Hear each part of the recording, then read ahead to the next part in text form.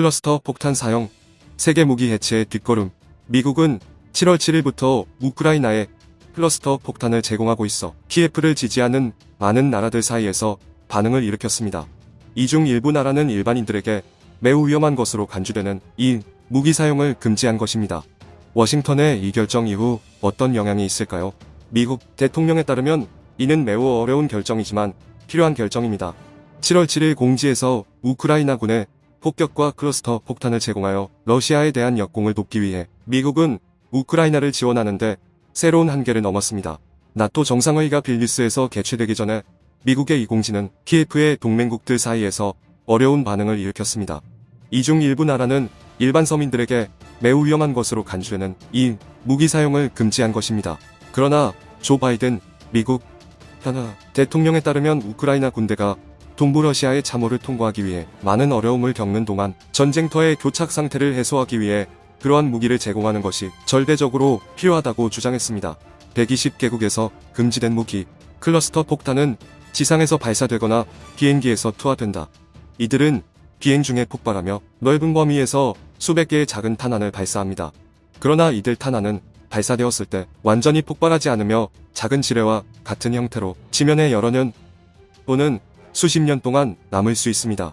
이러한 위험으로 인해 2008년 오슬로 협정을 준수하기 위해 유럽을 포함한 약 120개국이 이러한 무기의 생산, 보유 및 거래를 금지했습니다.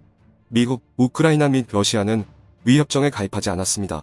유럽 동맹국의 어려움, 키예프의 동맹국 중에서 클러스터 폭탄 문제는 분명히 부담스럽게 만들고 있습니다. 프랑크 월터 슈타인마이어 독일 대통령은 집속탄에 대한 독일의 입장을 재확인했지만 동시에 미국을 멈출 수 없음을 확인하고 우크라이나가 더 이상 방어할 수단이 없거나 우크라이나가 스스로를 방어하는 데 도움이 된 나라는 행동하지 않다면 우크라이나의 종말이 될 것입니다. 미국의 클러스터 폭탄 제공 공지에 대한 어색한 태도는 유럽의 무기 산업이 키예프에 군사 장비를 공급하는 데 어려움을 겪고 있음을 보여줍니다. 올해 2월 프랑스 유엔 군사 헤드인 도미니크 트랭칸드 장군은 30년 동안 평화의 이익은 모든 유럽 국가의 구호가 되었습니다. 1990년대에 소련이 붕괴되면서 우리는 더 이상 전쟁이 없을 것이라고 믿었고 다른 문제들이 우선이 되었으며 구매력이 높은 것들이 이슈가 되었습니다. 지난 2년간 위험은 증가했고 고강도 전쟁이 돌아오고 있으며 우리는 우리 자신이 좁은 상황에 있다는 것을 깨닫고 있습니다. 즉, 우리는 무기 비축이 없다는 것을 의미합니다라고 설명습니다. 이러한 어려움을 극복하기 위해 일부 국가는 군비 지출을 대폭 증가시키기로 결정했습니다.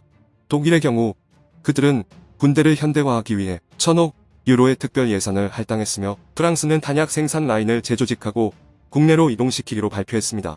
그러나 여전히 어려움이 남아있습니다. 5월 초에는 유럽 내시장 위원 티에리 브르통이 5억 유로 규모의 탄약 생산을 증강하기 위한 계획을 발표했습니다. 그는 우리의 비축에서 계속해서 가져가는 것 외에 단기 선택지는 없다고 인정했습니다. 최종적인 해결책은 무엇일까? 미국에서는 클러스터 폭탄 사용을 피할 수 없는 대안으로 제시되고 있습니다. 백악관 국가안보보좌관인 제이크 설리번은 우리는 이 결정을 가능한 한 오랫동안 미루었습니다. 그러나 우크라이나의 위치로 러시아의 병사와 탱크가 그들의 위치로 넘어가고 우크라이나의 토지를 더 점령하는 위험이 매우 큽니다라고 7일 금요일에 밝혔습니다. 미국 대통령은 CNN에서 클러스터 폭탄 사용은 일시적인 해결책일 뿐이라고 확언했습니다. 이것은 폭탄 전쟁입니다. 그들은 탄약이 바닥나고 우리도 똑같습니다.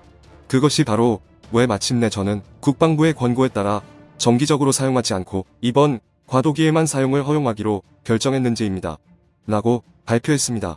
스위스의 군사 전문가 알렉산드르 보트라벨에 따르면 조 바이든의 주장은 실제 어려움을 반영한 것은 아니지만 비록 그것은 실제 어려움을 반영하지 않는다는 것에 대한 반박입니다.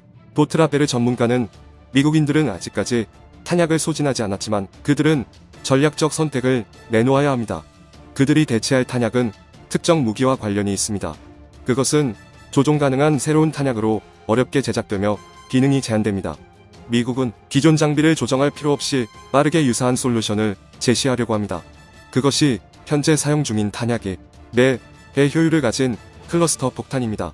라는 설명했습니다. 보트라베르 전문가는 조 바이든은 미리 계획한 결정을 내렸습니다. 이러한 무기 공급 공지는 절망적인 행동이 아닌 한 걸음 앞서 가는 방법입니다라고 강조했습니다. 러시아 자체도 이러한 무기로 우크라이나의 민간 인구를 몇 차례 공격했다고 비난받았습니다. 미국은 이러한 공격을 통해 러시아 군의 취약성을 드러내었다고 평가합니다. 이번 주 초 중국은 우크라이나에 대한 클러스터 폭탄의 무책임한 이전이 인도적 문제를 야기할 수 있다고 경고했습니다. 우크라이나에 대한 집속탄 인도를 둘러싼 미국의 논란, 또한 즉시 폭발하지 않을 수 있는 폭탄도 존재하며 따라서 미래에 일반인에게 위협을 가할 수 있는 위험이 있습니다. 이것이 미국 내에서 논란을 일으키는 지점입니다. 조 바이든의 민주당은 특히 강한 반대를 표명하고 있으며 이에 따라 외신 기자 기욤 노댕의 설명에 따르면 백악관은 많은 의회의원들의 지지를 받았다고 주장하고 있습니다. 지금까지 윤리적인 이유로 인해 미국은 다른 국가의 클러스터 폭탄을 제공하지 않았습니다. 백악관은 많은 의회의원들의 지지를 받았다고 조심스럽게 밝혔다. 그러나 이 지원은 인내심을 가지고 구축되었습니다. 몇 달 동안 군부는 러시아의 위치, 특히 지하 포지션에 대해 의회의원들에게 설명하기 위해 개별적인 회의를 진행했습니다. 그 결과 지난달 의원들의 양당 그룹은 대통령에게 우크라이나의 클러스터 폭탄 지원을 요청하는 편지를 보냈습니다. 공화당 측은 이 결정을 공개적으로 환영하지만 미국 대통령 내부에서는 일부 비판을 막지 못했습니다. 민주당 의원들 중 일부는 성명서에서 그들의 입장을 밝혔다. 전 군인이자 지뢰와 폭발하지 않은 물질에 대한 전문가인 펜실베이니아주 의원인 크리시 후라하는 미국의 가치나 민주주의 가치를 희생해서는 안 된다고 설명했습니다. 캘리포니아 주 의원인 사라 제이콥스는 클러스터 폭탄이 우크라이나의 경제 재건 과정을 방해하고 미래의 우크라이나의 번영을 위협한다고 강조했습니다.